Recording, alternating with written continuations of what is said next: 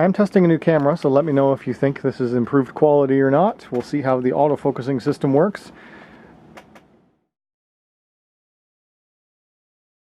Hello folks, welcome to Netcruzer RC. Down here in my RC workshop, just getting things organized, starting to get loaded up because I'm about to go on a road trip to do some RC things. And one of those things is the Recon G6, Warsaw Caves Recon G6. So I'm going to go to a crawling event, and the RC truck that I plan to primarily run at this event is going to be my Gen8 Hummer H2. I've pretty much got this ready, and I've done some slight upgrades to it beyond what you saw the last time. From first glance here, you don't really see much of anything except for my logos on it.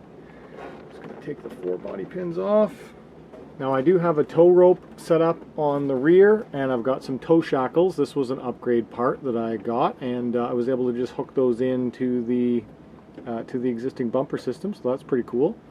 And I got an aftermarket bumper and an aftermarket skids. This skid plate system is all metal, and it just ties in through 2 screws along the frame rail, and it is by Club 5 Racing, club5racing.com, as well as this front bumper. This front bumper is made all out of metal. The red shackles that you saw on the rear actually started out on this bumper, and I didn't really like how the red looked on it, so I did post a picture on my Instagram, so check me out on instagram.com/netcruzer. And I posted a picture with the red shackles on the front. So I do like this look where it's all chrome. And I'm pretty happy with how this bumper went on. So let me pull the body off and I'll show you how that worked. The other major change to the Gen 8 is that I now have the inner fenders on. You do not get fenders, you do not get rock sliders, and there was a handful of other parts. Oh yeah, you don't get any of these little D-ring shackles either when you buy the Gen 8 pack system. About $30 worth of parts I ordered, and now I've got it set up where I actually do have it fully fendered, which is great. So I'm happy about that, and I think that turned out quite well. It should keep a lot of the debris out of it, because I did do a couple of runs with this with just no fenders, and the amount of crud that it got flown up into the body was pretty extreme. So I'm happy that this is now covered. And I didn't even have to trim any of it to get it to fit the Hummer body on. All I did was I left the front screws out so that it has a bit more flex. So both the front and the rear screws are out so they can just flex in under the body, and really just has that couple of millimeters of play, and that's all I needed in order to get the body to fit on. Let me pull the camera in closer so we can get a better look at this.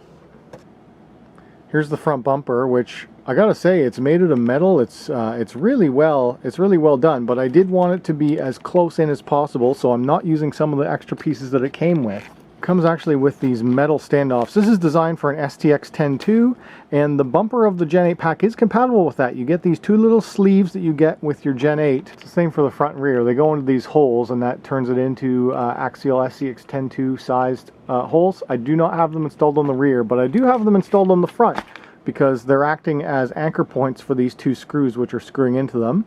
And then these 2 are just self-tappers into the plastic front frame rail system.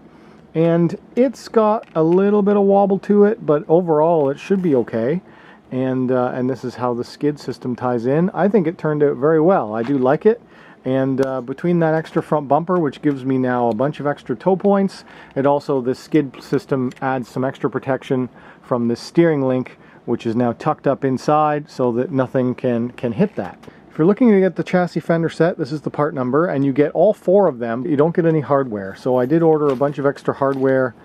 These are the sizes that you need: 3x8s, 3x25s, I got 3x10s. I did use a bunch of extra 3x10s because each one of these fenders is supposed to have over 5 screws in them.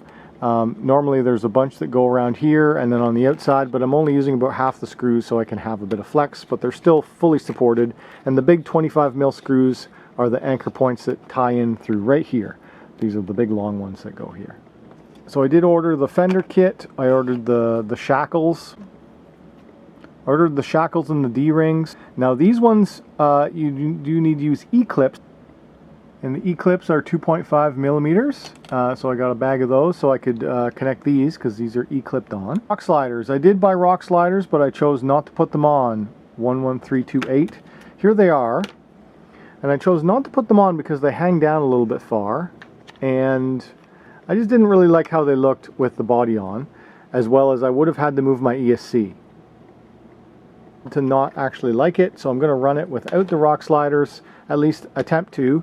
That's going to scrape up my underbelly a little bit, but overall I don't think they're necessarily all that needed. So I'm going to carry them as spares, but I'm not installing them right now.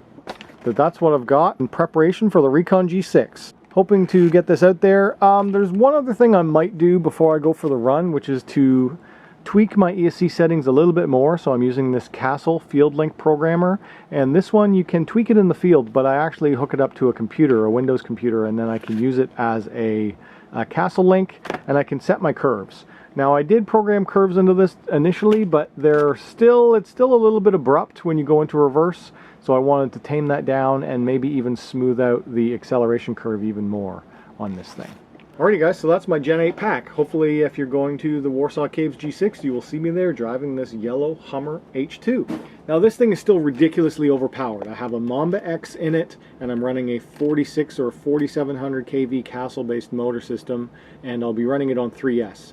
It is really how I wanted it to be, which is very fast for a scale crawler, but you can still slow it right down and crawl pretty slow with it too. So I'm pretty well happy with how it's set up. I'm just a little bit concerned about drivetrain reliability, as this is fully stock. It's got all plastic gears.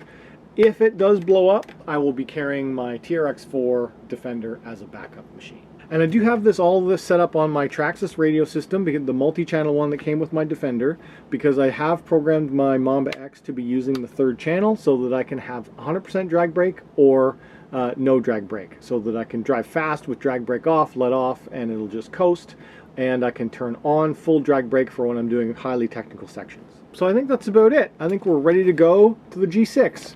Alright guys, if you enjoyed this video, hit that like button. If you're new around here, subscribe. If you want to talk to me, leave a comment down below. And as always, thanks for watching. I am testing a new camera. This is a Fuji X-T100.